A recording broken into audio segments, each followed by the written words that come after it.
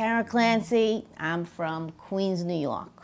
So with my first kid, it was sort of very straightforward. Shawna, my boy's other mom, and I at the time went to the doctor, and we sat down. We want to have a baby, and he was like, "Great, get some sperm." Boom, we did that. We got some. They put it in.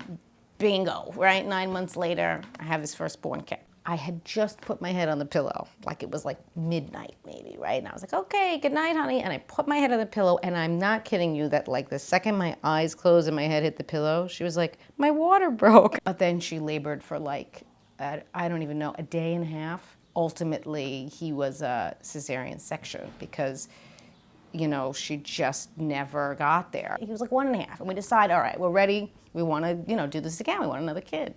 And so we go back into the doctor's office, and Shawna was 10 years older than me. And he's like, great, all right, Tara, you should be the one to have this baby. He starts going into medically why this is better and me being younger and blah, blah, blah. And so right away, of course, I am like, no. But he obviously presses on with all the medical sciencey reasons as to why I should consider it. And he goes on and on long enough that I actually do decide to take the night and think about it. And so I get back to my apartment, and Shawna decides to just like give me the space, in the apartment that night, like kind of go out and leave me alone to think about this. And so I find myself just kind of trying to hype myself into it. And so finally I actually go over to the mirror, right?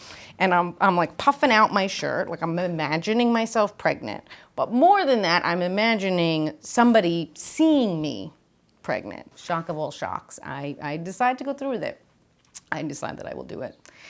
And so I go back to the doctor, and they're like, you have to get this blood work done, and I get the blood work done, and then I go back in again, and with Shawna, and we're sitting across from him, and he takes out the results, presumably, of my blood work, and he goes, okay, Tara, you have a fertility problem. It's okay, it just means that we can't do what we did with Shawna for your first son. We need to do something different. And so for my first son, he was born via an insemination.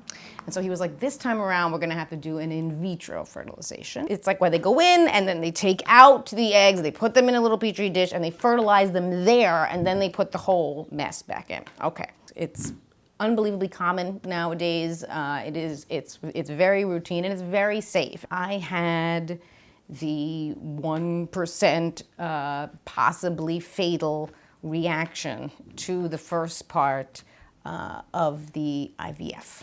And I almost died, but I didn't. It took a while for my body to recover, but I did eventually fully recover. Now we can continue. My doctor was like, you can go forward with this. And so we go back into the doctor's office, once again, sitting across the table.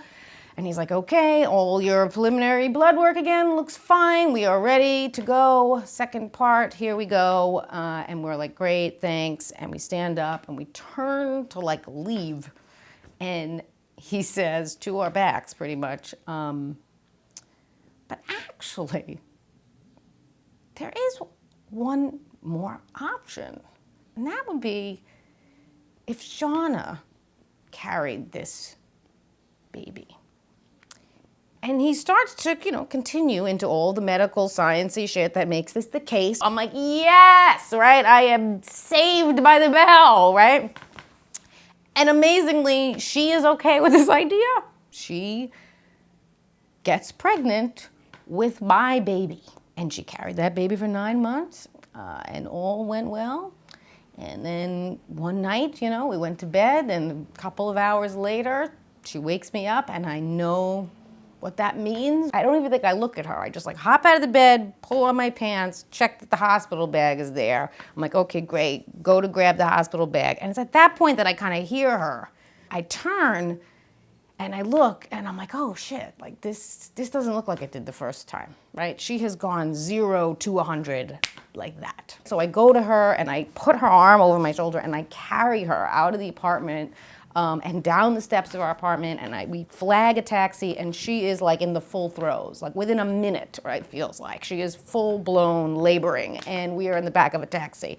In fact, she gets into the taxi, she pushes the button for the window, and then she puts her feet outside, out the window. I actually go through and to like the driver, like trying not to tell her, but I'm like, go to the driver, and I'm like, you have to go through the lights, you have to go through the lights. Like, she's got my baby in your cab, like, go, go, go, go, go, go, go. We like screech in, at the hospital ER entrance. She can't walk, so I get a wheelchair in like the ambulance bay, and I put her in the wheelchair, and I go flying all the way up to the maternity ward floor. The maternity ward has its own triage area, and so I push her in there, and I take one look at the nurse in the triage area, and I'm like, I do not have time to fill out any paperwork. You have to point me to an OR. I turn back around, and Shawna has gotten up out of the wheelchair now.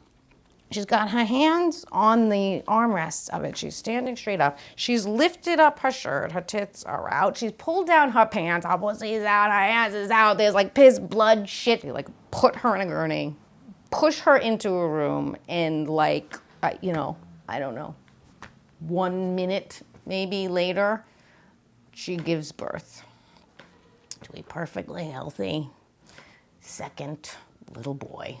It's great that we've gotten to a place where I can be married and I can have children. And it's great that when people typically ask me how I had children, they're not doing so, with any negativity, right? They're just curious. At the same time, dealing with that curiosity, even when it's, sweet and kind and the intentions are good, is a lot. Sometimes, you're like, Google that shit, motherfucker. I want the information to be just disseminated out into the world. And then I also really did think now people ask my sons.